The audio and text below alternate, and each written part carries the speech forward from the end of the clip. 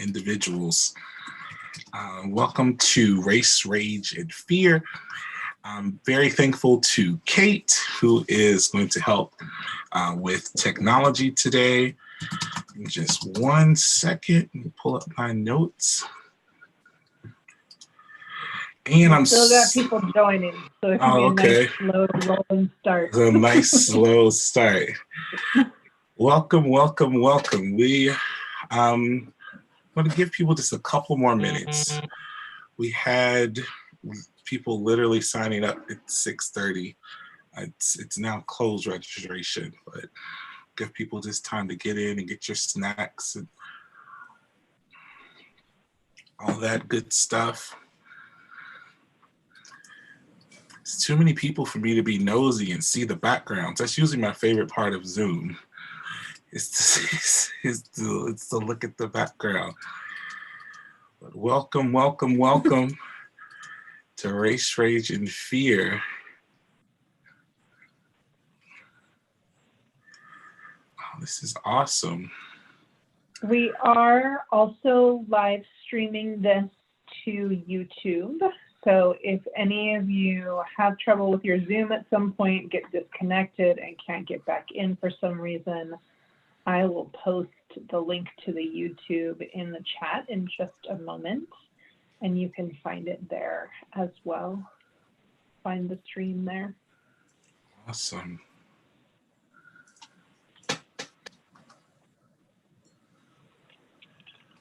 So once again, my name is Reverend Derek Terry, and Kate with the cool white glasses is running technology for us, and we'll introduce our featured speaker tonight in a few minutes. We're just giving people a chance to get in and get settled. We won't penalize the punctual,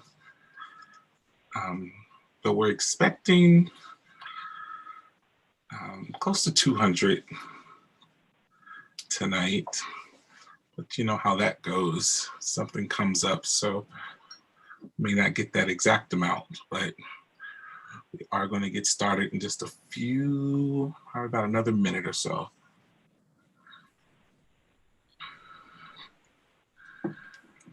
Because of the size of our group, we're not going to be doing very much video questions. Kate, our awesome tech person, is going to be monitoring the chat. So if there's any questions or anything, you can slowly, you can type those into the chat. But we're going to be here together. We're scheduled for an hour and a half. Lafarin was an awesome little 16-month-old. Says she can go over just a couple of minutes if we need to for Q&A. But we're going to try to be respectful of everyone's time. That's awesome. I'm having a little reunion. Jessica wave. Jessica and I went to high school together in Orange, California. So how's that for random? So we're having a little reunion in the chat. Hey, Jessica. I also got a question in the chat already about the view. So in a little while, we will have a slide deck to share. And yes, you'll be able to choose side-by-side view then, where you can see the slide deck up on one side and see the speaker on another. And we will open the chat in a little bit when we know that there are no trolls in here who are here to cause trouble. For now, you can only chat with me. I get to be a little bit of a gatekeeper for our space tonight. Awesome. Jessica is still in Orange, is still in California, or no? Yep, looks like it. Still in California. Awesome. That's awesome. We're gonna, I guess can we go ahead and introduce ourselves? If you wouldn't mind putting in the chat where you are Zooming in from, put your city, location, anything like that, or a neighborhood. We would love to see where you are tonight. Oh, I see Pleasant Ridge. It's a neighbor. Bye. The UK. Woohoo. No. Yeah. See, Dayton and Lang. Look at that. We have several people from the UK. That's awesome. From Finneytown, Cincinnati, Seattle. Love Seattle. Haven't been there in a long time. Love Seattle. Maryland, Inglewood. Awesome, awesome, awesome. Dallas, Texas. I was supposed to go to Dallas.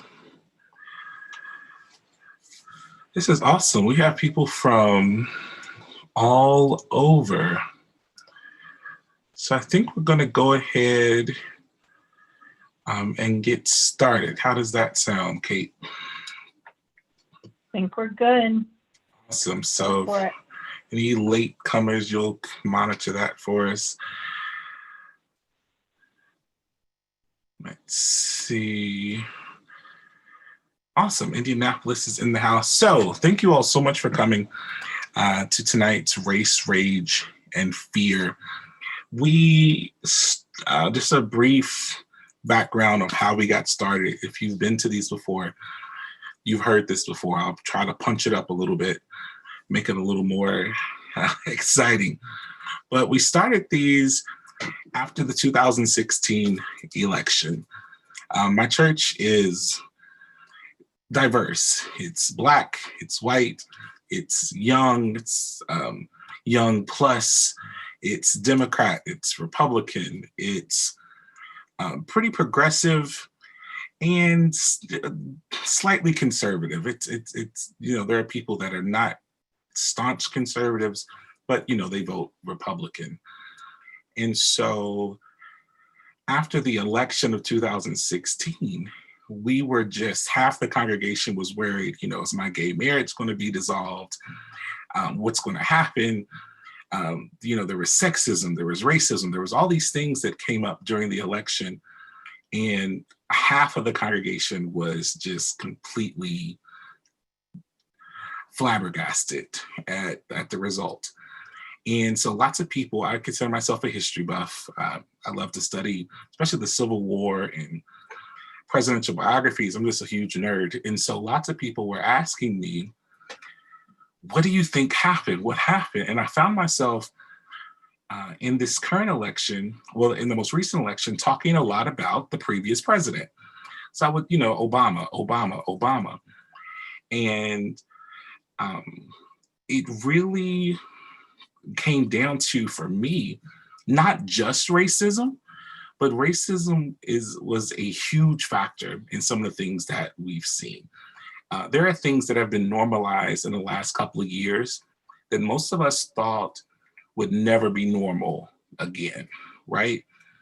And so the church, to me, felt like the perfect place to have conversations that might be difficult, that might be hard for people. And so a lot of my Black friends consider it's not our job to teach white people about racism and ending racism and being anti-racist and social justice in our experience. And so while I completely understand that that's not some people's work, my godchildren are white.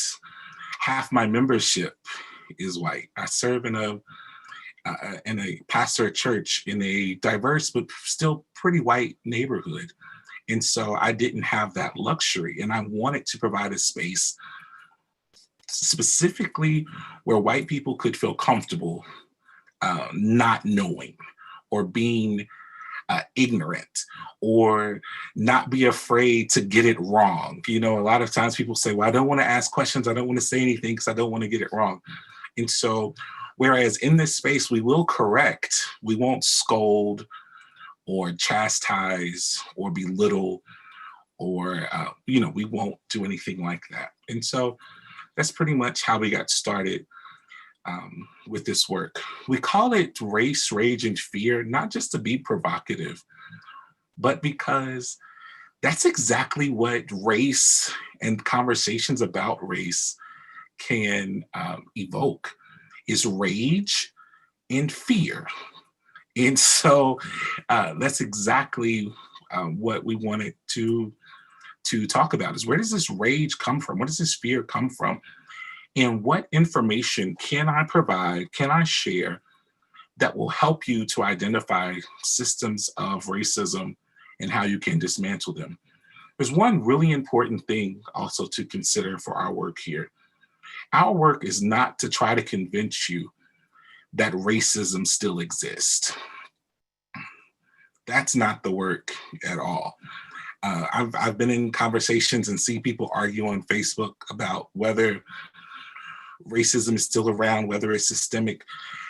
For our work, based on facts, based on history, based on information that we can show you, racism is alive and well, and we are working to identify it, to help dismantle it, to tear it down. And so there are ways in which we may be complicit into some of the racist systems in our country, and we may not even realize it.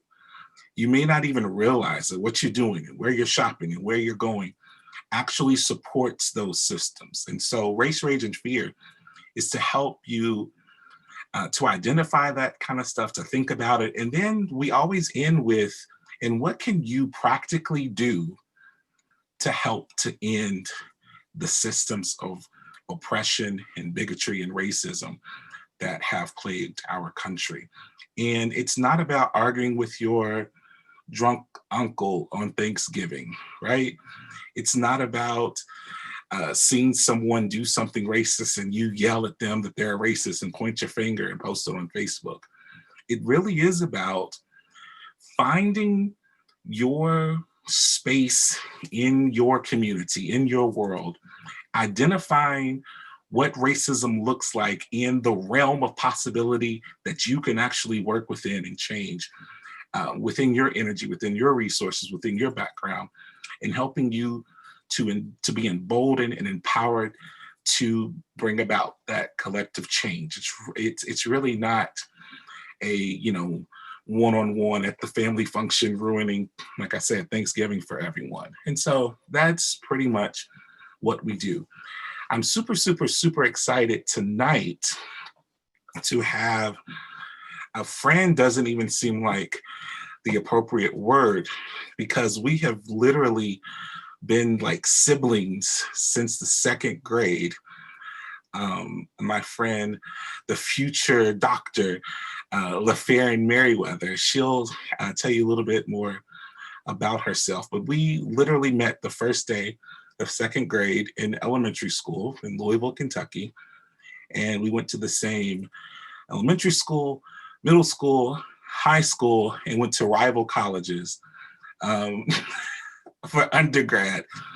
But she's super, super, super awesome. She's super brilliant. Her dissertation for her PhD, the PhD she's getting in a couple of months, next month, right? Couple months, is on development of Black women identity. And so we're going to talk to her a little bit about that. But she's prepared a presentation for us, and we'll engage in dialogue for us to do our work today.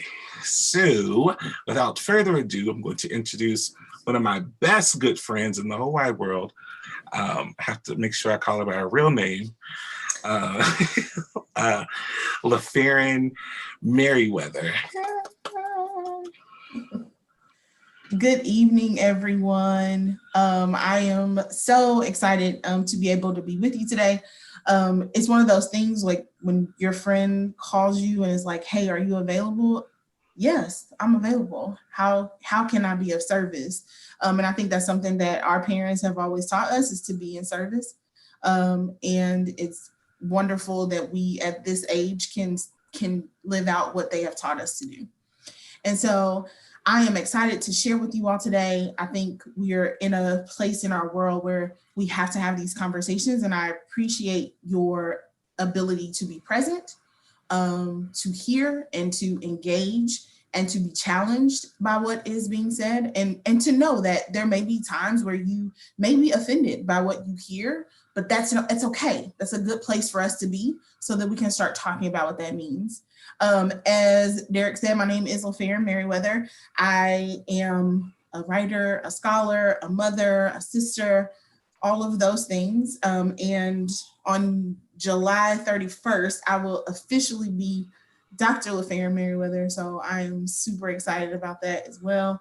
And I do look forward to talking a little bit more about what my research is centered on, because I center the experiences of Black women, because I think that is important. We are a group that our story doesn't get shared in the same way that other people's are.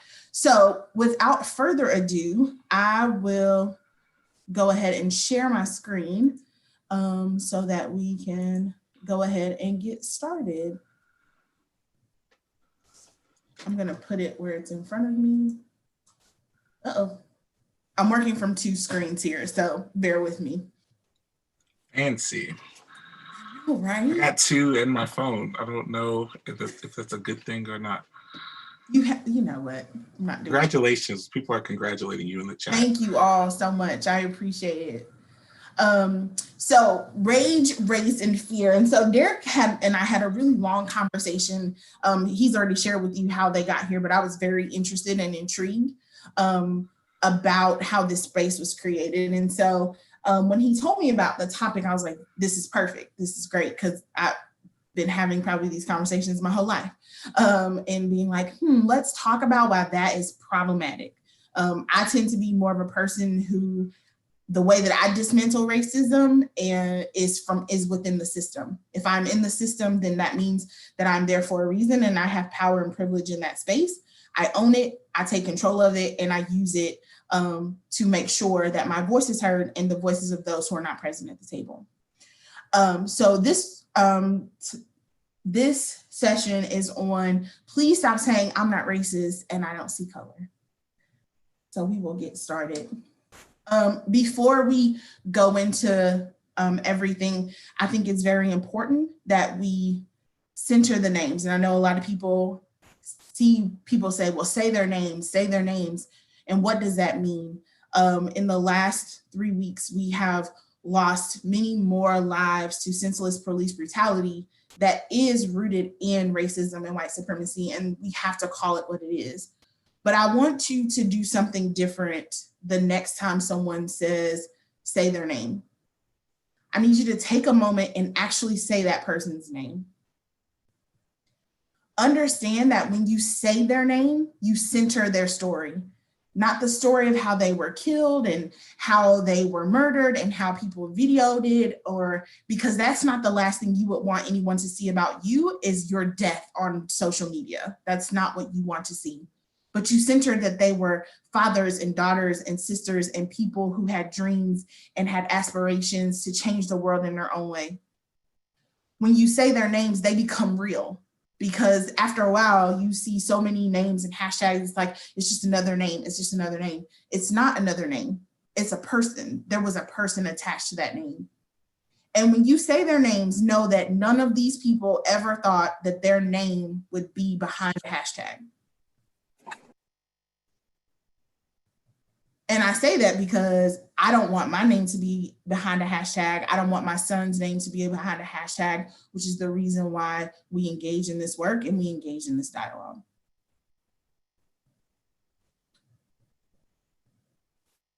My why. So this, Derek shared with you all that I have a 16-month-old. He is a little old man. I believe he has been here before. I'm convinced of it.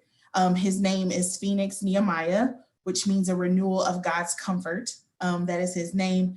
And during this time, he gives me that when, things are going crazy. But he is my why, because I am a Black mother raising a Black man in America. And my hope and prayer is that I don't want him to see what I'm seeing right now. And there are things that I already know that I'm going to have to do as his mother to make sure that he gets home to me. And so I do the work so that when he gets that place, one, I don't end up in jail, because that is my heart right there, like sitting on the screen for you all to see. And I will protect him at all costs. but also to make sure that it's a different world when he is interacting in it. All right. So this part is called Watch Your Mouth. And people are like, oh Lord, what is happening? So I pulled out about 5 things that people say often, and there are more, and we'll talk more about those as well. But the first one is, I'm not racist. Why is that problematic? If you are white, you benefit from racism and white supremacy in this country. And that is just by the nature of you been born into the world being white, that you benefit from racism and white supremacy. And we have to recognize that there is privilege that is attached to skin color that other people may not have. I understand we all come from different backgrounds. And you're like, well, I'm not privileged in this. However, the way we are situated in our world, and there's lots of social construction, but social constructions are our reality. And those are the things that have led to why we have to have this conversation in the first place, right? And so there's a reason why that's problematic. Yes, you physically may not have felt like you have done something that we would classify as racist, but because of the systematic structure in which we live in, you benefit from it in some way or have in some way. The next one we have is, I don't see color. As someone whose educational environments, Derek spoke that we have been in the same schools together for a good portion of our lives. What he didn't tell you is that we were in the advanced program, so that means that we were separated very early on in our educational career from other students who look like us. And so we were in classes together, but it was neither me and him, or me, him, and 2 of our other friends who we also went to elementary, middle, and high school with. And so we were early in our educational process separated, and very much so in predominantly white environments. And so when you are in those spaces, a lot of your friends don't look like you because of that's what it just looks like. That's because of the nature of things. And we've heard a lot of our lives, like, I don't see color. And when you're younger, you're like, what does that mean? Because you're still trying to reconcile, what color and race and those things mean. As I've been doing my research, one thing that I realized is that I have been race salient for most of my life. Like, I knew that my skin color meant something. And so, but when you say that, the question then becomes, well, then what do you see? If you look at me and you don't see a Black woman, then what do you see? Some people say, oh, you're human. We're all human. We shouldn't be worried so much about people's skin color and this, that, and the third. That is awesome utopian theology to not be able to do that, but that is not the world that we live in. And so when you say you don't see color, you are taking away the thing that helps me show up in a space. When you see my skin, that is my heritage, that is my strength, that is my power, that is my voice, that is my history. That is the thing that I know, that being Black, I can survive anything. If you survive slavery, you survive the Middle Passage, you survive slavery, we've survived Jim Crow, we've survived segregation, we are trying to survive police brutality right now. We have survived Supreme Court cases, we have survived all of the things. That is all in me, and I carry that and I bring that into a space. So to say you don't see that means that you don't see all of who I am. And that's the same thing when we say that to other people, that I don't see all of you. That may not be the intent, but that's the impact. And we always have to be aware of that when we're talking about the things that come out of our mouth, because people will say, well, that wasn't my intent, which honestly, I believe that was not the intent, but the impact is something that is completely different. And when we talk about it in this context, when people don't recognize, right now, people don't recognize Black people's humanity because of their color. So you can't say you don't see color, right? One of my favorites, I've never owned slaves. Well, I've never been a slave. However, comma. Make sure the comma's there. If you are white in any way, you have benefited from slavery in some way. And we talk about the system that has been put in place because of it. So when we talk about white supremacy, when we talk about this idea of inferiority between people who are white and people who are not white, that comes from that. That comes from slavery. We talk about the economic systems in our country, like that comes from that. When we talk about the stratification of economics, like that comes from slavery as well, and what it did in Reconstruction, what it does, what it did in segregation, and what it does when you talk about people's access to things. It goes back to that. You speak so well. You're so well spoken. I have heard that my entire life. Let me be clear with you. The translation is, you don't sound like other Black people, or you don't sound like Black people, as if sounding Black is a thing. And so it's offensive to some, I'll tell you, it is offensive to someone like myself, because you already deal with, especially like when I think about our educational experiences and work experiences for that matter too, when you are surrounded by folks who don't look like you, and you already are dealing with some level of code switching and masking that happens in order to survive in that space. When someone says that to you, it's another slap in the face to like, okay, but if you came in here and you spoke some way different, or you speak like me, nobody ever looks at you and says, you speak so well, you're so well spoken. So understanding that those phrases are problematic as well, and they come from a place of white supremacy or white superiority, that there is a certain way to speak that Black people don't. All lives matter. Stop. It's that understanding. We know that all lives matter. Everybody doesn't know that. And right now, we're centering the stories of Black lives because it is apparent that they are not mattering as much as others. And as it says, if all lives mattered, we would not be having this conversation. And that is a reality that we have to come face to face with. And I know that when people say all lives matter, it is in defense at some times to Black Lives Matter. And it's like, right now, we need to focus on this, because one thing in America that we have never been able to get away from is our race problem. We will deal with every other problem that comes on the books, but we will not deal or reconcile our issue with racism in this country. And right now, it's on national television forcing us to do so. Awesome. So we're going to talk a little bit about racism and bigotry and the difference between them. And so one of the things, and this is how you know I'm a nerd and I'm a scholar as well. So there's this thing called critical race theory. And I really like their definition of what of racism and how it plays into the world. And so I have given them credit, of course, at the bottom of this. You can go to dismantlingracism.org, and they have a lot of resources as well if you just kind of want to check it out. And so there's some things that I have highlighted here. So when we talk about racism, we talk about it from a place where this is something that is normal and common and everyday for people of color in this country. For Black people, this is what you experience. You can walk into a store, be followed. You can walk into a store and be questioned when you're like, I just walked in here. One thing that bothers me the most is when someone continues to ask me, can I help you? And there's other people in the store. It bothers me to no end, because it's like, there are 4 of the people who walked in here and I'm sure that they need help and I'm okay.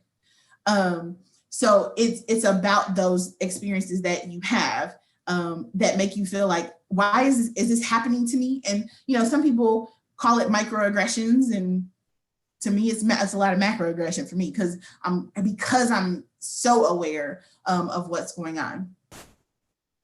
So racism serves the interest of both white people in power and working white class people, and therefore neither group has much incentive to fight it, because there's this idea that you're going to give up some level of power or privilege or place if I let go of something or I fight against it. Like I'm going to lose something in here. I'm going to lose position. I'm going to lose place.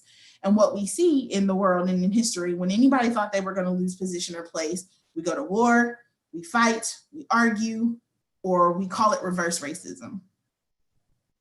So when we talk about like the Michigan case, or when we go all the way back, the Backey case back in California, where someone felt like somebody got something over them, or even Abby in Texas, who was upset because she didn't get in school.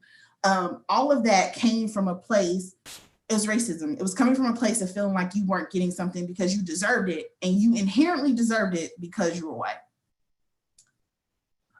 Race and races are social and political constructs. We talked about this. And people say it all the time. They're like, oh, but it's a construct, so it doesn't exist. It does exist because we as a society have created it. And so it's something that we have to deal with, and we have to face it head on, face to face, and be okay with being uncomfortable with having those conversations. Society chooses to ignore this and assigns characteristics to whole groups of people in order to advance the idea of race and the superiority of whiteness. And so people, when President Obama was elected, it was like, woo, we've solved the race problem. We love Black people. It's okay because we elected a Black man to be president. But what history will show us and tell us when they talk about his presidency is the increase in anti-everything groups, right? The rise in groups that are fundamentally like what we would call the KKK. You see the rise in those. You see the threats that he received because of it, and all of those things. So we're not post-racial. Race is ever present in our life and in our face. And so that's what we talk about right now. We're in a place in society where you can't ignore it. The revolution is being televised. And we have to pay attention, because this can't be a moment in time where it happens and then in 4 weeks, oh, what happened? We have to sit in it, and this is our opportunity to actually do something and make change. And the reality is, I, as a Black woman, can't do it by myself. It requires other folks who participate in the society also to understand these things. And in this case, white people. The power elite racializes different groups at different times to achieve their economic agenda, continually and repeatedly prioritizing profit over people. At the end of the day, a lot of this does come down to capitalism and money. I talked a little bit about how we are stratified in terms of economics and how we got there. And so we do that. You cause division so that you can accomplish your goal. That's that old saying, divide and conquer, right? And part of the way you do that is with economics. You can look at it now in terms of, you can see what Corona has done to different communities, and specifically what it has done to African-American communities and poor communities in this country. And it all comes from this idea of racism. Bigotry. So somebody's like, okay, racism, bigotry, aren't they kind of the same thing? Well, we're going to talk about that because they're not. But part of being bigotry is about someone who, as a result of their prejudices, see, words are hard today, treats other people with hatred, contempt, or intolerance on the basis of a person's ethnicity, religion, national origin, gender, sexual orientation, disability, socioeconomic status, or other characteristics. So there are people who just believe because of their own prejudices about other people. And I always, bring it back to, there are some inferiorities within themselves, or just feeling less than other people. And it's easy to pick out those people as like, oh, they got a job because they are a minority and it's affirmative action and this, that, and the third and blah, blah, blah, versus saying, hey, that person probably was more qualified than me and that's the reason why they got the job. And so that's when we're talking about bigotry, is thinking about, it's a state of mind about how people treat others. So what is the difference? Racism is rooted and sustained in power. And you may have heard that before, like, people can't be racist, they don't have power. Black people can't be racist because they don't have power. What we're saying is that in order to be racist, you have to be able to enact your racist beliefs, but there also has to be a power system in place. There has to be a system in place for those things to occur. And so we know that racism happens because there are power structures that allow it to continue. Anyone can be a bigot, but not everyone can be racist. Let that sink in for a little bit. And we can have more conversations about what that means. Awesome. So I definitely want us to have time for questions. I know I've been talking for a little bit. I'm not quite sure what time that is, but we're going to keep going a little bit. So how do we dismantle the system, and what are some tools that we can have in order to do so, or things that we should understand as, you know, we figure out our position in this point in history and in this point in the story, like when we decide where we will stand on the side of history. So it starts with admitting, if you are white, it starts with admitting you have been racist and benefit from white supremacy. At some point in your life, it might not have been today, it might have been the last couple of weeks, but you have to admit that, because, you know, the first step in admitting that you have a problem is the first step in solving something is admitting that you have a problem. It's the same concept here. It's the exact same concept. The other thing is that everybody right now wants to be an ally. I will be very honest with you. I struggle with the word ally. And the reason that I struggle with it is because, as I put on here, allies can step in and out. Advocates stand up and with. And what does that mean? So my thing is, I don't need you to do it like, you know, just to say, to, you know, repost something that says I'm an ally and this sort, that, and a third. But I need you to work from your places of power and privilege to dismantle the system. So if you work in HR and you continuously see that how we are treating minoritized groups differently when we are going through hiring processes, and you have a place where you can say something, that you need to say something there, right? Because right then you're standing in place of people who are not present to recognize or acknowledge that to those people who are in power that keep the system going. Excuse me. If you are a teacher and you are in a classroom and you recognize that your curriculum, I know that the state has lots of things about what you can teach and all that stuff, but there's lots of freedom too in some things that you can have. What does your bookshelf look like? What images and what stories are we reinforcing in our students or giving to younger generations about what this should look like? Do all of your books have people that look like one type of person in your classrooms?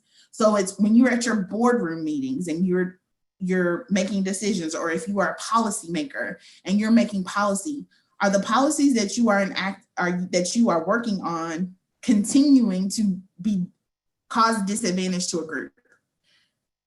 Be an advocate in that space, because right then you're putting yourself on the line right there. One of my friends likes to call this like being an accomplice, right? Because when you think about accomplices, if you have somebody with you, that means that they're going to jail with you. They're going to sit in there with you if they're accomplice in this process. So for me, it's like, I want you to be an advocate. I want you to use your power and your position to be the voice when you know something is wrong. Understand your sphere of influence, which goes with that too. If you are part of an organization and you have an opportunity to challenge because you know what you're doing is not okay, and that it is continuing to support systems of racism and creating an organization that is not inclusive, that's the sphere of influence for you. Speak up. Say what you have to say. And the other part is use your privilege for the betterment of others. Recognize that you have privilege. And I think sometimes that's another step that sometimes folks don't want to recognize or admit, that they benefit from the color of their skin not being brown or black. And so we have to recognize the privilege that lies in that, and how do we use our privilege for the betterment of others. And this is not a one day I decide to do this and I'll do this. I will do this every day. This is every day I have to reaffirm this in myself, because something is going to challenge me to say that I shouldn't do this. Derek said this earlier, which is really funny because it's on my slide. Stop arguing with your racist cousin. Bob isn't changing. Mary isn't changing. I appreciate you pointing out to them like that is incorrect thinking, but don't sit there and argue with them, because there are places where you can make change, and there's places where you're going to be beating your head against the wall and get upset that this is what you're doing. Okay, and sometimes it can be with family members. I'm going to be very honest with you. It can be. So I've said a lot in my time chatting. And my questions based on what we've talked about so far is, who will you choose to be? And what will you choose to do? Because all of that will decide how you will stand up and stand with those of us who need your voice just as much as our own, as we battle racism and racist systems in this world. Awesome. Thank you so much. Oh, we're going to have a good conversation. We're going to have an amazing conversation, because that was an amazing conversation starter. A couple of things that I want to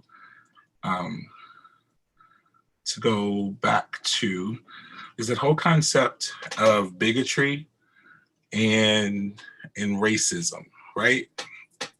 Because I think what happens is a lot of people think that because they're not bigots, like because they don't, go out of their way to do blatant bigoted things, they don't have the lynching Obama, they don't, they weren't part of the birther movement, they have Black friends. I hate to use that phrase because we hear that, so much. But they, they don't do these blatantly bigoted things that somehow that can mean, or that then translates to the fact that there's no way they could be racist. And I think that last question you asked is, who do you choose to be? What do you choose to do?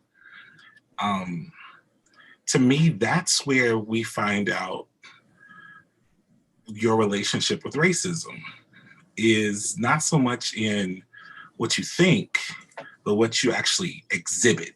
Like who you choose to be is a verb, right? Like, and let's just, I'm going to be really transparent. I have lots of white friends, many who are on the call tonight, who have been more adamant and consistent in their anti-racist work than some of my Black friends. And so they are literally constantly putting themselves into uncomfortable situations to bring about positive change for all of us. And I'll also say something that I always say is racism is not just a Black problem. It's really easy for people to think this is a Black people problem, right? Like the Civil War, slavery was not just a Black people problem. Slavery was an American problem. It stained the entire country, and it still stains us, that our wealth was built on the genocide of the indigenous and on the enslavement of the African descendants. That has stained us. And even though no one living right now was a slave or owned a slave. We still utilize the buildings, the institutions, the property, and the wealth that a lot of old money at universities, at banks, some municipalities was literally because they invested in slavery. And so we can't love all the spoils of war, but then want to dismiss the cost of that. There were several things that have come up in the chat. One thing that I wanted to make sure we discussed, and I want both of us to talk about it, is from, I don't know if they want, I mean, I guess I can, well, I won't say their name just because we're recording and we'll put it on later. But someone asked, why don't we ever talk about racism from people of color towards other people of color? And it was at 7:12. So I'm trying to scroll. Here we go. Please read this question as me humbly and vulnerably asking. So not trying to be smart. Thank you for that disclaimer. Truly seeking to understand why there is no talk of other people of color's racism towards Black people. Do you want to start with that one? Sure. I think, as I said before, it's a power thing too. Other people of color don't have power like that to influence large systems that perpetuate systematic racism. And so we deal with it interestingly, I'll say that, right? But we deal with it from a white Black perspective. And people always say that like we're making it binary when it's not. But right now that binary has to be settled so that we can deal with the rest of the things. And I think that is where we get into this very interesting conversation, because even white people have intergroup issues Absolutely. that they have to deal with. And I think we all do as well. But it's easy to go to minority on minority group when we don't want to face the issue of white and black dichotomy. Yeah, and so on the one hand, I love this question, because the reality is, if you get a group of my friends together from any part of life, so a group of family together, cousins my age, a group of Black clergy together, a group of college friends, high school friends, if we sit and talk long enough, eventually some of these type of things will come up, because it's not just about racism. Like when we talk about race as a social construct, that's what it is. It's fake, but we invented it, so we got to deal with it. But it's also a class thing, and it's also a it's a where you fit in kind of thing, right? And so, like you mentioned earlier, with us being in the advanced placement programs, and with so many Black people, that code switching, that ability to flow in and out and effortlessly in and out of different groups, even groups within your own race. So one of my members who's on the line, actually, she's hung out with me several times in Cincinnati. She went home with me one year for Thanksgiving, and she's white, and she was amazed at how different I was with the crew in my hometown, in my aunt's house, in my best friend's house, than when I'm with my friends in Cincinnati, when I'm with my church members. And for me, it was a subconscious, really? I'm thinking I'm the same everywhere. And so when we talk about that racism towards other people of color's racism towards other Black people, a lot of that is class, a lot of that is also designed. Like the construct of racism, it's like when my very first job, I'm a chemist by trade. So my first job at the university in a chemistry lab doing research, and this woman from China, Chinese woman, where, you know, we're working, and after about 3 weeks of working with her, she's like, God, you're such a better worker than I thought you were going to be. And I was like, oh, really? And she's like, yeah, because, you know, people told me that Black people were lazy and, you know, struggled to catch on. Now, she didn't understand how problematic that statement was.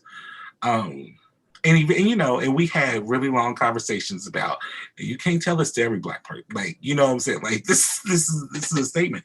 But what she had heard and what she had seen before coming from China to America is whatever information that they have on American Black people. So I can only imagine what movies, what books, like what items, and that's why representation is important, because. But you're bringing up a good point though, right? So like we all learn the same things in school. So, right? So when you talk about race and racism and those sorts of things and constructs of superiority and that sort of thing, we're taught that. Like if you're not at home, my mom supplemented my education with lots of other things at home that, you know, my teachers were like, why are you asking me this? Because right. I feel like you should be able to answer my question.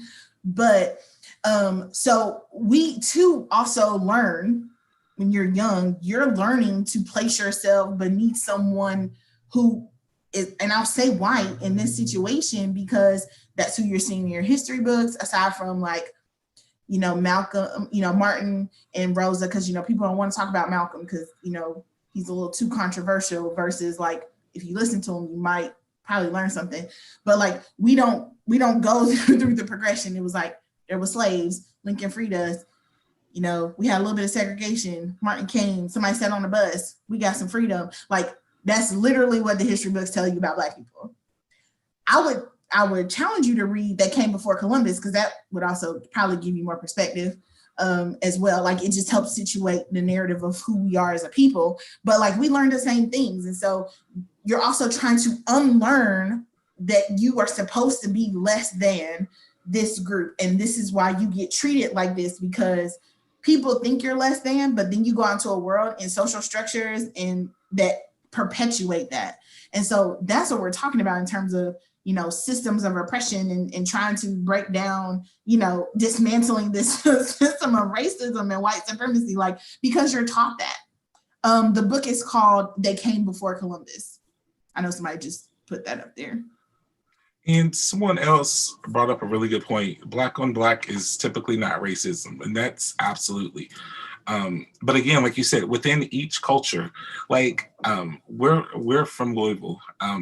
So there are neighborhoods in Louisville that being Black, I felt completely comfortable going to. So the frou-frou, bougie, high class mall, I felt completely comfortable going there.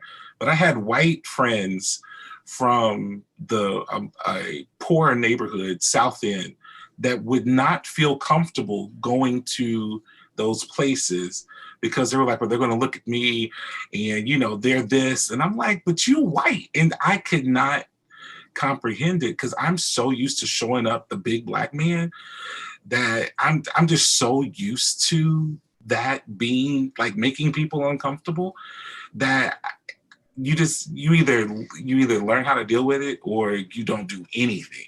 It was always interesting to me, and that's a class thing. And that's the same way with us. I have friends that are Black that may not have as much education as some other people, and they can feel some type of way about hanging out in a group with other Black people. And again, that's not racist. It can be prejudice. It could be a classism thing.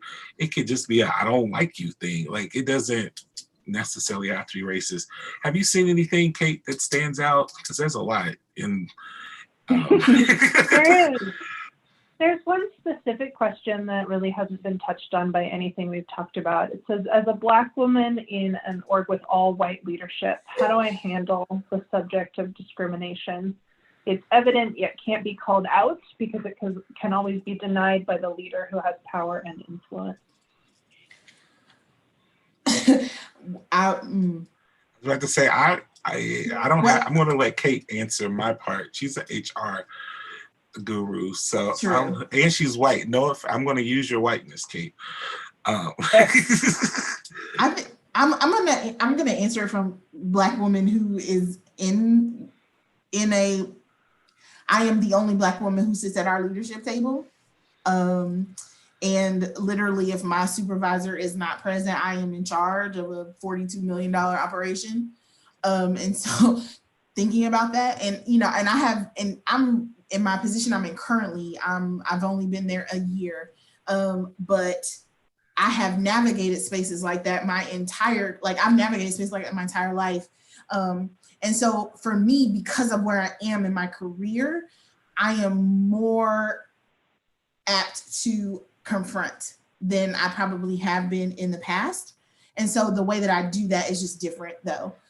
And so I'm more like, if it's something pervasive and you know that like, this is wrong and this is not okay, if you don't feel like you can have that conversation with your supervisor because of where they are positioned, like kind of where you know they are and being able to have have the conversation, then I would suggest going to HR, because that's creating an environment for you that you can't be who you want to be. But I also understand, like, when we're at those tables, like we play chess. I said this to people recently, like you got to understand how the pieces move on the board.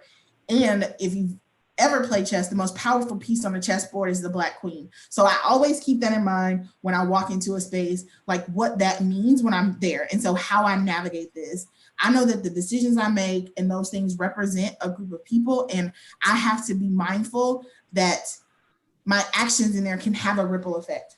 But how can I also protect my place and my peace in that? Because you have to keep coming back into that space.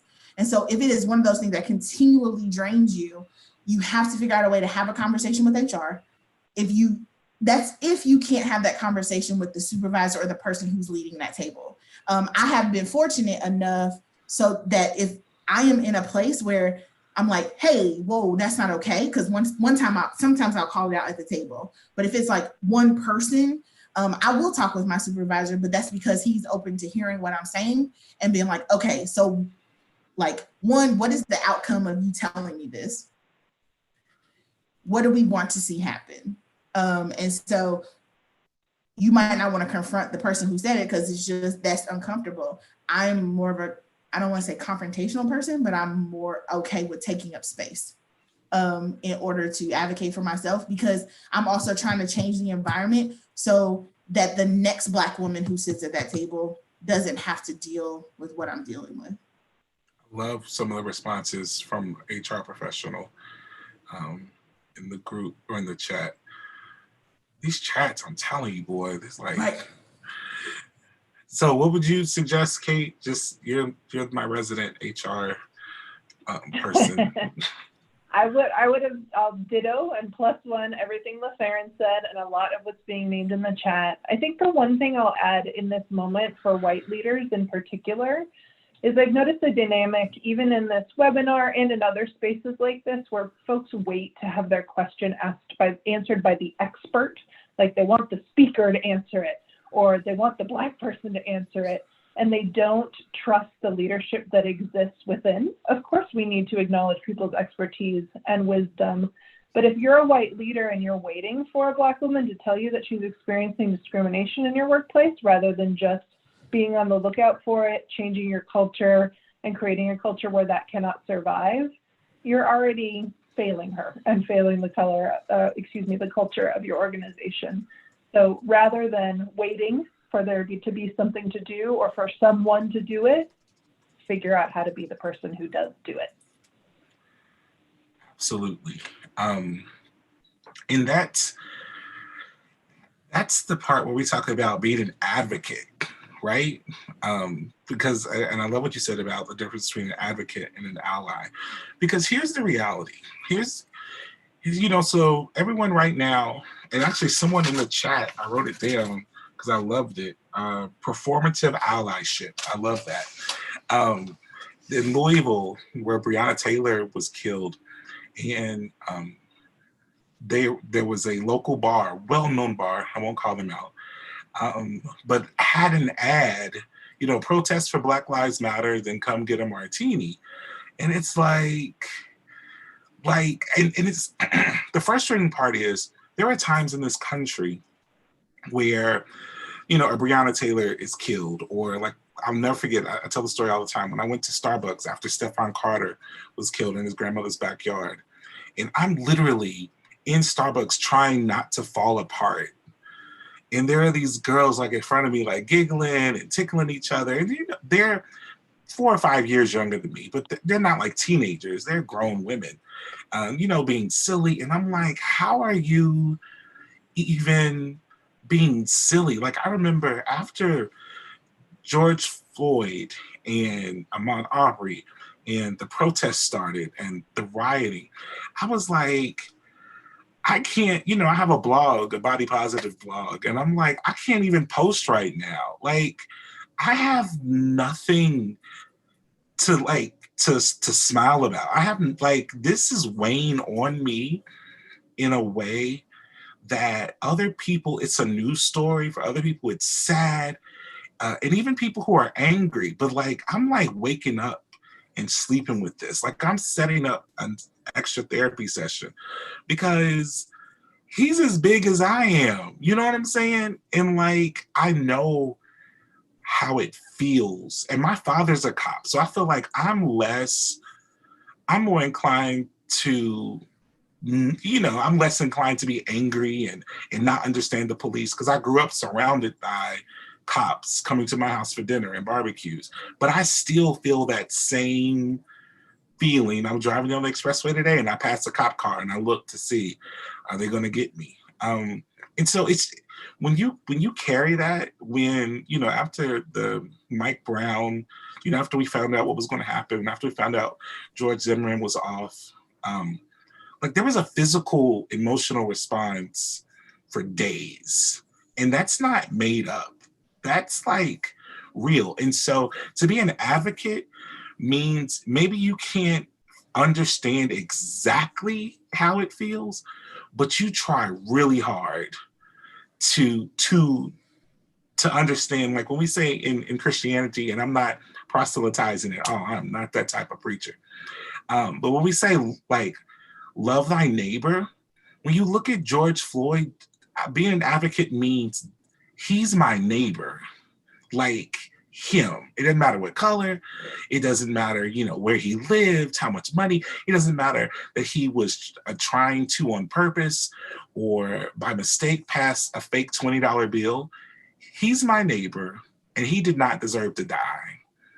And I'm going to make sure that nobody else dies for some stupid stuff like that. Like, that's what being an advocate. It's not, well, we have to help liberate the Black people. No, we have to save our country from the racist path that it has been on since its inception. Like, we have to save our children and our country from this bullshit that we've been perpetuating for years, because it doesn't help us. It hurts each and every one of us. And I think I'm looking as well at the chat too. One of the things that I have challenged myself to do, and I've challenged my staff as well and friends, is stop asking, how are you doing? Right. I don't want anybody to ask me that question anymore. Because if you aren't feeling like I'm feeling, like, you should, if I tell you I'm exhausted and I'm outraged and I am upset, you should also feel that way too, because that was a person. Like, yes, you don't share my narrative and you don't share my story, but if we want to talk about humanity, like, you and I can't watch videos and those things anymore because that's traumatizing to me. And so I refuse to traumatize myself in that way. But what I do know is that for almost 9 minutes, you saw someone put their knee in the neck of someone else. And for 3 of those minutes, that person was unconscious, and that's when they lost their life. So if you can watch it, see it, hear about it, and not be outraged, then that is problematic. So don't ask me how I'm doing if you also are not, because my question is, how are you doing? Are you upset? Are you outraged? Because when you can get to that place, that's when you can start to, and it's not understand, but start to be like, okay, something is wrong. Something is wrong where this is happening, and people think it's okay that it's happening.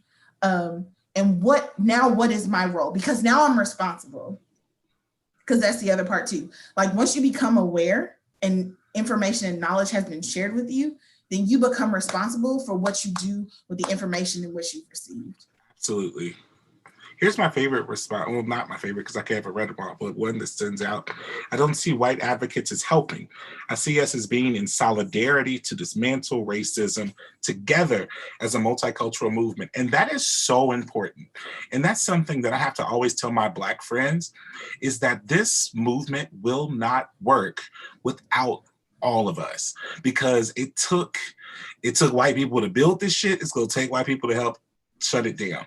And Ta-Nehisi in Between the World and Me does an amazing job of reminding us, like, no group is ever liberated by themselves. Yeah. Like, there are white abolitionists who were killed for the cause. There were white civil rights leaders who were blown up in cars for the cause. And it's not, oh, thank you, white people. It's, we need their resources. We need their voice. We need them by us. And it's so important. And I understand that we do get angry. And I've had people tell me, well, it feels like you hate white people. I hate racism, and I hate that whiteness exists. Like, I want you to be Irish. I want you to be German. I want you to be Polish.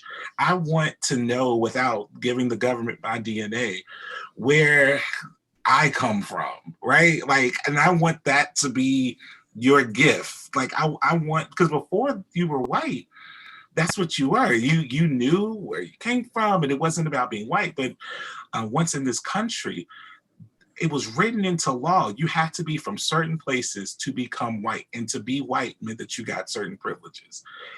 Period. And so, and people would argue with me, and I'm not doing the whose ancestors had it worse thing. But people would argue, well, when my Italian grandfather immigrated, he was called the N-word, he was this. And what I always say is, that's terrible. I hate that your ancestors went through that. But one generation later, you were assimilated into whiteness. Your ancestors became a part of the club, that they could get the jobs, that they could get to this, they could get to that. And for generation after generation, my people were denied. And so when something happens, like my great grandmother was one of 11, and 10 of them graduated from college. My great grandmother was born in 1918. That was not normal. She was born, I said 1918. She was born in 1910. She graduated college in 1928 as a nurse. That was not normal for Black people at that time.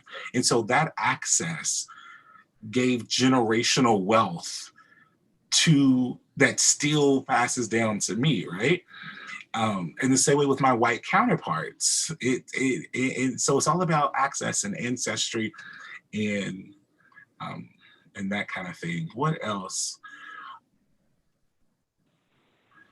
Eric, there was one, was there something you were looking for? No.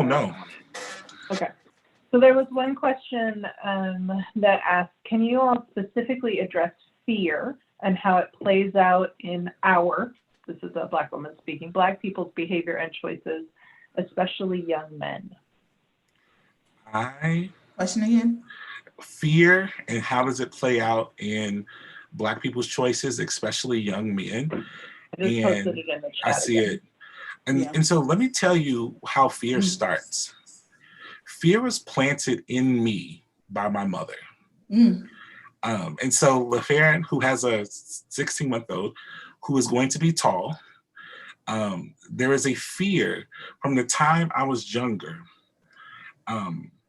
that because of my body, that it's Black and it's big, people are going to feel threatened by it. And then take away the big because it's Black, you know, that people are going to feel threatened by it. And so all the time I was growing up, my mother was extra, like was always on me about, you know, respectability. So, you know, pull your pants up, even though I never sagged, but it was still, you know, look decent, iron your shirt, keep a haircut, keep your ID on you. Like there were all these rules. And my white friends, they didn't have these rules. Like I remember going to my mother taking me to the mall to meet up with some of my white friends, and I had my grandmother's credit card. And like, you know, this big elaborate note, you know, he has permission to use my account. Here's my phone number if you need to call, you know. And I'm like, my friends don't do any of this, but why the extra? I would walk to and from school in high school. And my mother, even if it was raining, take your hood off. You cannot be walking down the street wearing a hood because every Black suspect is, you know, young, wearing tennis shoes, jeans, and a hoodie. And, you know, that was just uniform. And so for my whole life, every time I went out the door almost, who are you going with? What time are you going to be back? And it wasn't because my mother didn't trust me. It was, I want him to come safely back. And for the longest, I didn't get it. Like I would get so mad. I remember my mother and I had like a yelling match. And it's funny because I'm here and my mother's short. And we're going back and forth. And I'm like, she's yelling at me because I walked home in the rain with a hood on. But how many times has she seen a Trayvon Martin, right? Trayvon, I mean, there were 30 Trayvon Martins before Trayvon Martin. And in my mother's eyes, I'm doing something that's going to get me killed or that can get me killed. And so think about, you're living with that, you're sleeping with that, you're eating with that. Your parents are telling you, you have to work twice as hard to be half as good. And so what that, even though they mean well, what they're telling you is this world thinks you're half as good as your white counterpart. And so you automatically develop you live in fear. So like even when I applied for St. Peter's Church, and there's a room full of mostly older white people, I'm like, they ain't gonna hire me because I've been trained to fear rooms like this, like to automatically feel not that I felt substandard, but that I thought they would see me as substandard. And so carrying all that, it's there. And then you spend therapy trying to get out of that. But at the same time, I still want to come home. Yeah, I still want to be safe. I think to your point, Derek, like I have never known a fear like this. Like in my 36 years of life as a Black woman walking this earth, like I understand and I take precautions necessary that have been taught to me as well. And to Derek's point, I've heard that too. You have to work twice as hard, and it's because to get half as much, not even all of it. Exactly. But having my son, I didn't understand. Like you don't understand your mother's fear in general about your safety and those sorts of things.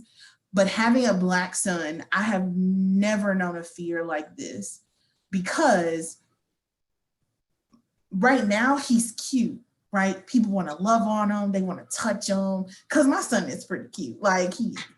It's all the things, right? I said, but there's going to come a day and it's not going to be far that people are going to see him as a threat. He loses his innocence and he becomes a young man and not a little boy.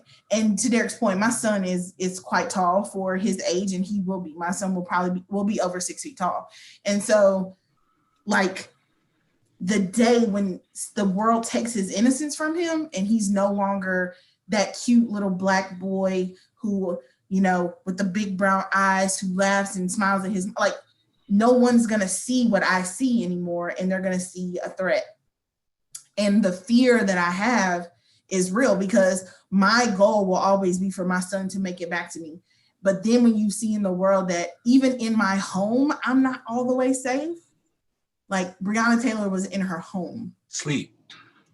Mine and her, like someone who was putting their life on the line to help people who could have COVID, could be exposed to it, and all of those things. Like, and so, you know, the question is then, like, what do you tell your son?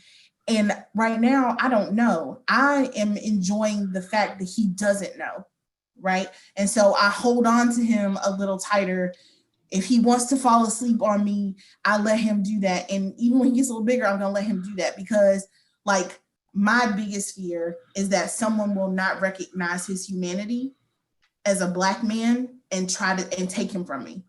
And then my job as your friend and as a Black man is to make sure that in all of your protection and love is that you give him the tools to be able to survive the hard ass world without that comfort. And that's the balance. And that's the hard part. And that's what leads to so many of my friends being in therapy right now.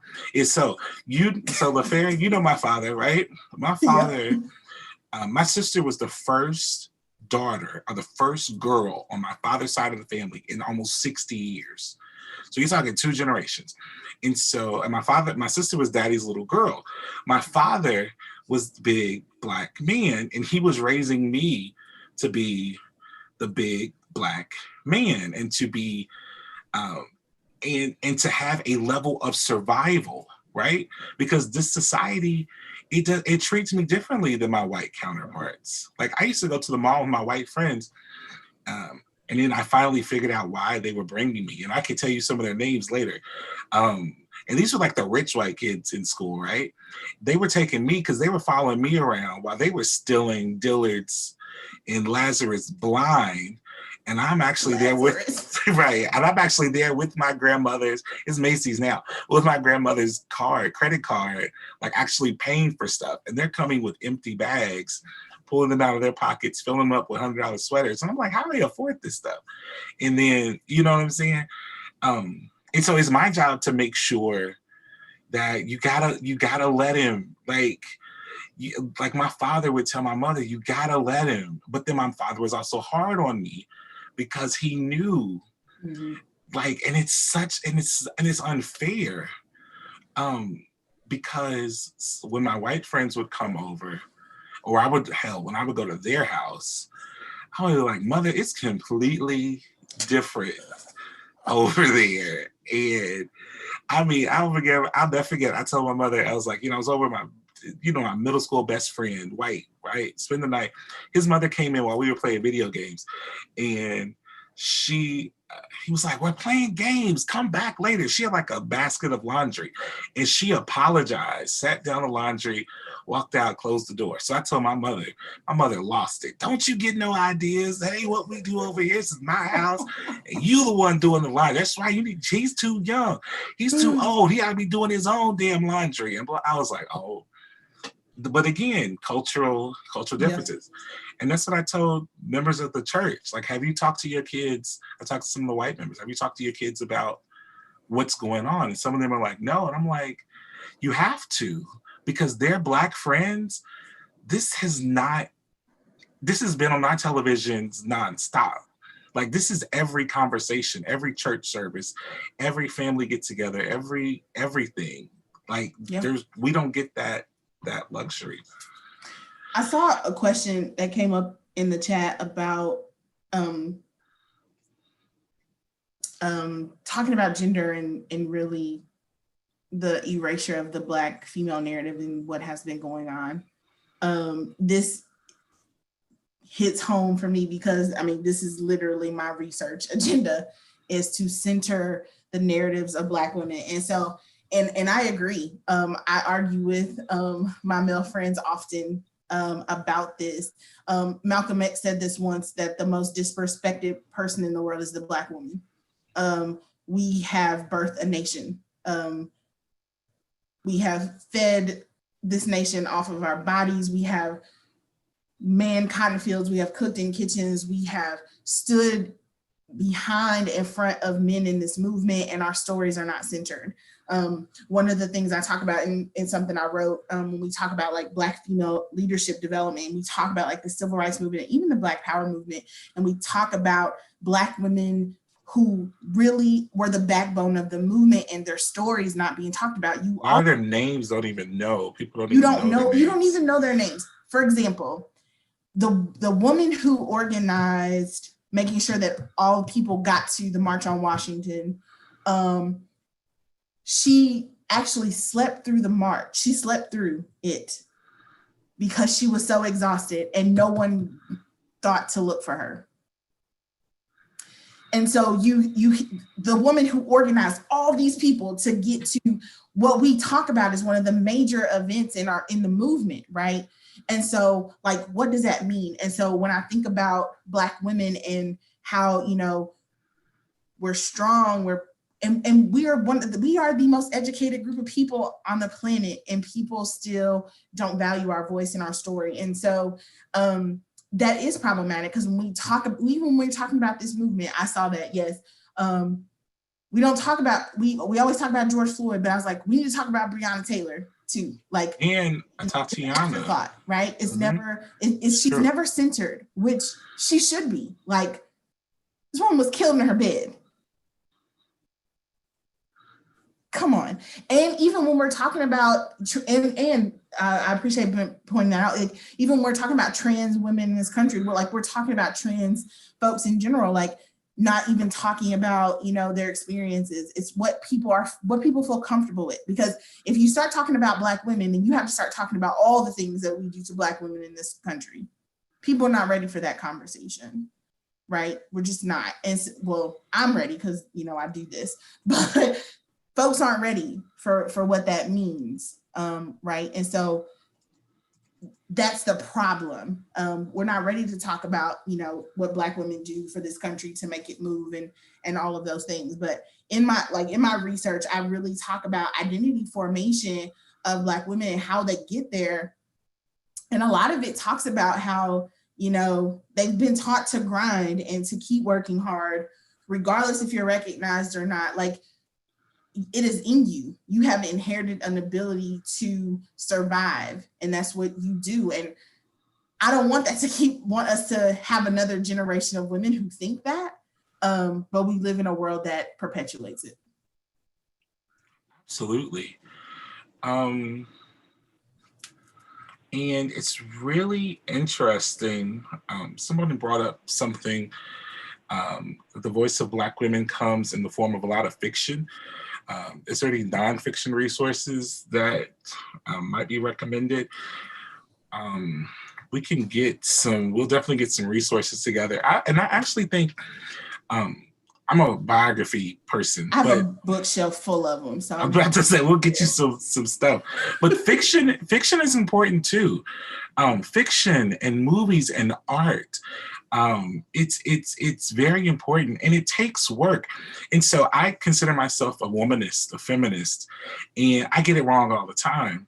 But it's kind of like being an advocate with our white counterparts. Is people always ask, so what do you do? What do you do? You jump in, you figure it out. You come to stuff like this. You read books, you read articles. There's no get a certificate and you're a good white person, or get a certificate and you're a good guy. Like, this is a lifelong thing. I'm always studying and learning new names of Black people, of African people, of queer people. And that history, it just blows your mind at some of the stuff that people have been able to do. But we have to be willing to be uncomfortable. We have to be willing to go there. I mean, with the whole feminist stuff, with the Me Too movement, I literally reached out to girls that I dated or liked back in the day and was like, I owe you an apology like, and it's kind of like making amends. They were like, "What are you talking about?" I'm like, "Well, I shouldn't have said that. I shouldn't have done that." Or I asked, "Did I ever, do this, or did I ever do that?" And it was uncomfortable to me. Like, I remember watching the Surviving R. Kelly documentary, and I'm watching it, and I'm thinking, did I ever make a girl feel this way? Did I ever? And that's what some of these conversations, like when we do race, rage, and fear, this is the important part, right? So we say, if you ever feel uncomfortable, like, sit in it, like, figure it out. Like, where is this coming from? What have I done?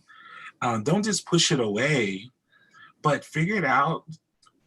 All right, until today, I said I don't see color. Starting today, I'm going to, figure out what that looks like. But we have to be brave But I enough. think to your question though, when you say like starting from today, I don't see color, also recognize where that came from, where you felt it was okay to say that. Hell yeah. And let's just be honest. Language and what we know to be okay shifts. Like, 30 years ago, tolerance was the word. And now when I hear tolerance, I cringe. Like, 30, 20 years ago, it might be transvestite was the word. And we don't say that anymore. The language as it relates to like an LGBT person, we might say preference. We've learned we don't say preference. And so one of the main reasons why we do these conversations is if you're in academia, you're getting this stuff all the time. If you work in diversity, hopefully if you work in HR, you're getting these type of trainings and updated language and all the time. So if someone says Latinx, you know exactly what that means. But if you are, I've graduated from college 13 years ago. 14 years ago, undergrad. So if you've been out, so when someone asks you, if you haven't been in those circles and someone asks you your preferred pronoun, you're like, okay, I know what a pronoun is, but like it means nothing to you. And so we do these things to refresh some of the language and to give people the language so that when they, talk about bigotry and talk about racism, like you can do that. Before we go, one thing that's really, really, really important to note is there's lots of good information and links in the chat. The little dots on the bottom right of your screen, you can save that. You can save the chat. This is also on YouTube, so you can get the link from the chat there. But there's a couple of things I really, really, really wanted to hit home about. What can I do? What can I do to identify systems of racism, to dismantle them? But we can't just dismantle them. We got to destroy them. We have to eradicate them. We have to get rid of them. And one of my church members, he just has given really what I would consider one of the best answers to that question. And that really is to look at your position, look where you influence. And so if you are a college professor, how does your department, how does, we keep going out. How do we support? How do we identify that? How do we do that? How do we support it? And then how can we attack it from that realm? Also, who is doing the work in your community right now? What do you have a passion for? If you have a passion for art, I know there are organizations in your community that are using art as a way to dismantle racism. If you have a passion for writing, if you have a passion for, whatever your passion is for, or whatever like really hits home to you, if it's gun violence, if it's capitalism, if whatever that thing that gets you excited about, doing the work, you don't have to go start a 501c3 and, start the work. You have your passion. Find out who's doing the work in your community and find out how you can support their work, whether that's physically showing up and volunteering, giving money. Hey, I don't want to come in, but I can do some stuff at home. I can stuff some envelopes if you Lysol it. Like what's some things that we can do? But then also, creating multicultural lifestyle. Diversity is one of those words I think we use too much, but if being around people with different stories and different backgrounds and different colors other than yourself is important to you, then you have to find where those people of color are doing those things that you like to do. Mm-hmm. You have to be willing to show up in those spaces. So that might mean, you want your child to be in a baseball league. Find out where the Black people put their kids in the baseball league. And maybe it's a different neighborhood. And maybe you're going to be a little uncomfortable. I'm uncomfortable every day of my life. Like, facts. Period. And maybe you're not ready to do that with your kid. Okay. If you like to paint and sip, use the Black paint and sip studio. And there is one in Cincinnati. There is one in Cincinnati. And so whatever it is, find out what's going on. And I'm telling you, Black people, if you come in and you're honest, and I know it can sound scary to show up in a room and be like, I'm here because I want more Black friends. If you show up as your honest self, it is amazing how welcoming and open Black people are. The fact that you're trying. People get it wrong all the time. But listen, you getting it wrong because you're trying is completely different than you getting it wrong because you're brushing me off, in my experience. And so those are some really big ones. And if you have any other ones, put them in the chat. What I would also say, and I appreciate people asking for book references and those sorts of things too, is about educating yourself. Absolutely. Because that is important. We always talk about, people don't want that whole Black people teaching you what you need to do, but I think it's important that you educate yourself. And I do appreciate people asking about what can I read, what should I be reading, and how can I do it. I know earlier in the chat, I think someone asked about like how do we, disrupt what's happening with our judicial system, and it's so easy as vote. And it's not just about voting on a federal level, it's about voting on your state, your local levels. Like, go to your school board meetings. What does it look like? Because if it looks a certain way, that means that is what's influencing what your children are being taught and how the system is functioning or not. Someone talked about the PTA. That also impacts too, right? What is happening in the school, what's sponsored by the parents, what parents support, what parents are arguing or fighting for, which may not be in the best interest of all the students. So thinking about that, I used to tell folks when I lived in Florida, I was like, you've got to get involved on the local level with what is going on, because those are the elections that dictate police chiefs and what's happening in your police officers, what's happening in your state Supreme Courts, your governors, your sheriff is huge. The sheriffs, like all of that is on a state level.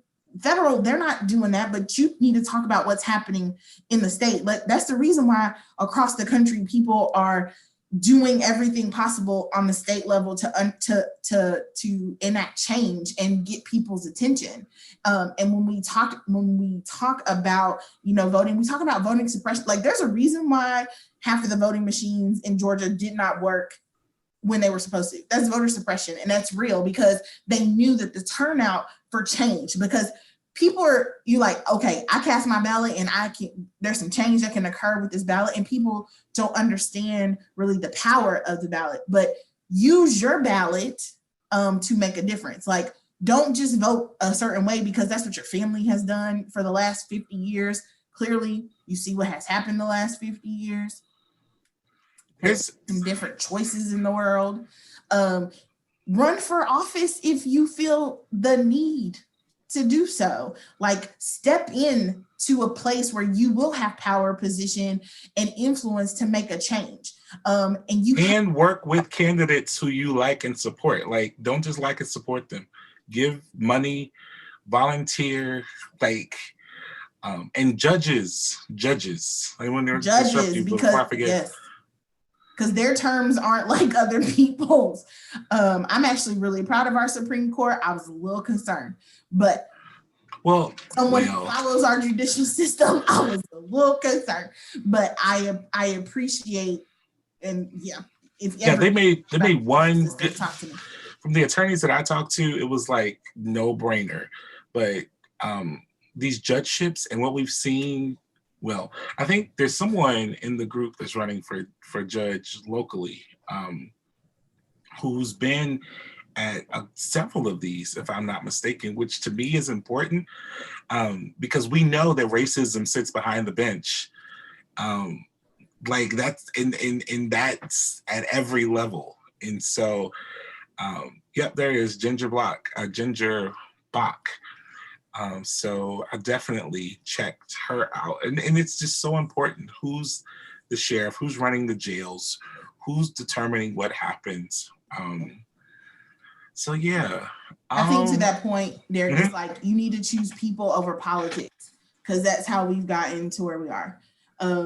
When it comes down to that ballot or to choosing who represents you, it's who has the best interest of the people, not their political agenda. Because we have seen over the last couple of years that people have chosen politics over people, and we need to. That's something else that, you know, how can I make a difference? Call your representatives, show up. They are public figures. They're here to serve you. So you have to do that too. But the other part is continue to be open and engaged to having these conversations and to being challenged. I love that. Diversify your network, PTA. And these are all things that people are quick to say, well, Black people don't show up. Black people don't come. A lot of times when I'm talking to people, some of the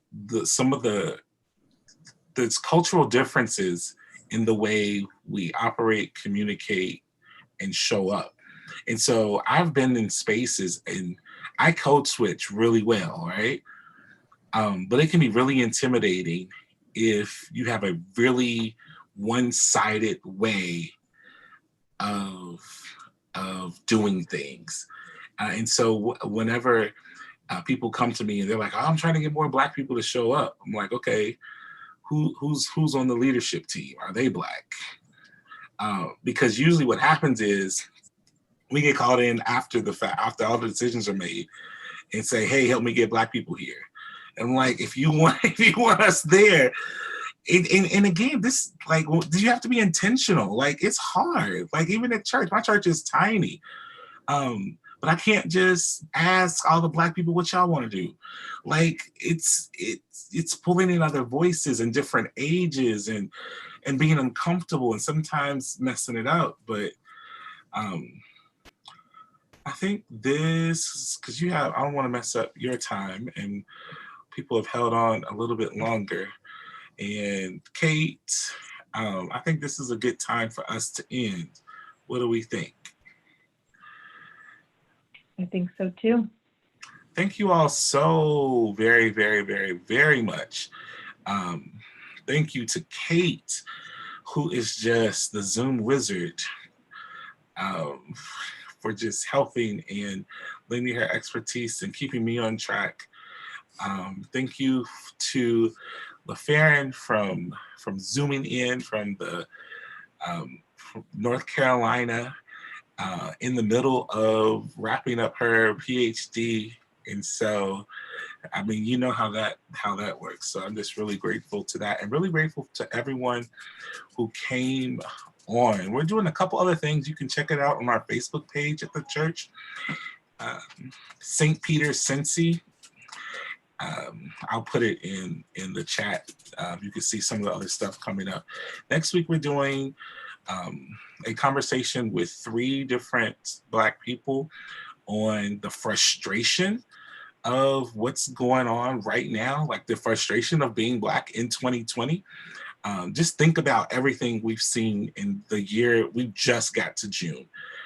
So with COVID and with the pandemic, with the quarantine and with the election coming up and with these killings. And so you can definitely check that out. So, and then the Hive, it's a contemplative center here in Cincinnati. They're hosting me for a conversation on Wednesday.